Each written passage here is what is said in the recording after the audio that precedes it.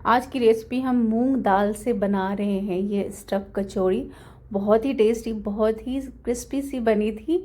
और ये जो कचौड़ी है ना, आप देख रहे हैं ना कितना फुला फुला सब बनकर ये तैयार हुआ था।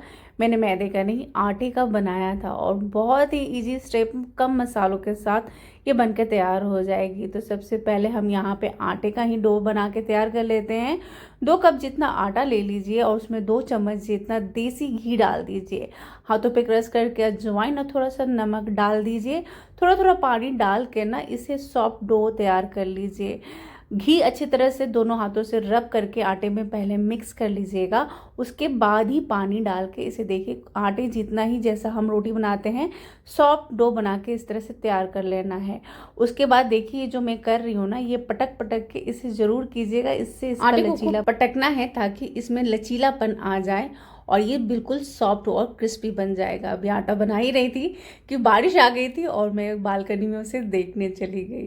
तो चलिए आगे करते हैं। यहाँ पे मैं अदरक को ग्रेट कर रही हूँ। काट लीजिए या ग्रेट कर लीजिए। अदरक, लहसुन और मिर्ची, ये 3 चीज़ें ही जाएगी इसमें, बहुत ही ज़्यादा नहीं डालना है। मैं यहाँ पे 2 प्याज ले रही हूँ, 4 हरी मिर्ची और 1 इंची जितना अदरक का टुकड़ा था, तो काट लिया है उन सबको। और यहाँ पे 1 चम्मच जितना धनिया, 1 चम्मच जितना सौंफ और हाफ टी स्पून जितना यहाँ पे काली मिर्ची ले लिया है।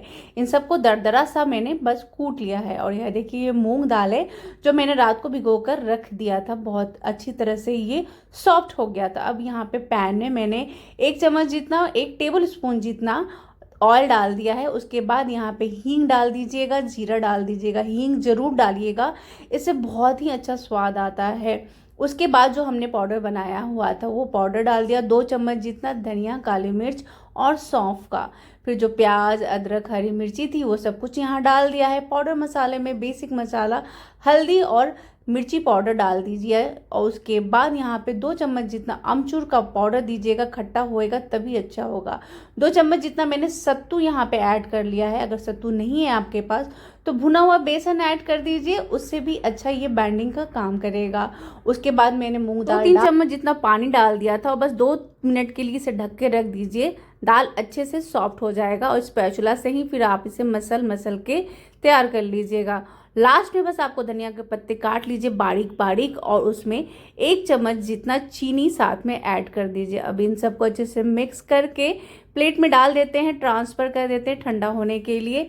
मसाला आप अपने मर्जी के अनुसार कम या ज़्यादा कर सकते हैं, लेकिन जो भी मसाले बताए हैं वो ज़रूर डालिएगा। यहाँ बना ले रही हूँ मैं आलू टमाटर की सब्जी। तो जितना आलू लेना है उसका आधा आपको टमाटर लेना है। 1 चम्मच जितना ऑयल डाल दीजिए, कलौंजी डाल दीजिए, हींग डाल दीजिए, अच्छी तरह से हींग डालिएगा। और फिर टमाटर डाल के इसमें मिर्ची पाउडर डाल दीजिए। उसके बाद नमक डाल दीजिए, साथ ही जो हमने मसाला कूट कर तैयार किया हुआ था वो डाल दिया था 1 चम्मच जितना। उसके बाद 2 चम्मच जितना धनिया का पाउडर, ये सब कुछ डाल के साथ में कसूरी मेथी, पानी डाल के बस इसे ढक के रख दीजिए। बस ये 2 मिनट में आपका सब्जी बनकर तैयार हो जाएगा। 2 से 3 सीटी में ये बनकर तैयार हो जाएगा। बहुत ही टेस्टी बनती है ये सब्जी और इंस्टेंट भी बन जाती है। तो यहाँ पे मैंने दाल का ये लड्डू बना लिया है, उसी तरह आटे का भी डो बना लिया है। तो जितना बड़े साइज़ का आप दाल का लड्डू बनाएंगे उसका जस्ट डबल आपको आटे का डो लेना है।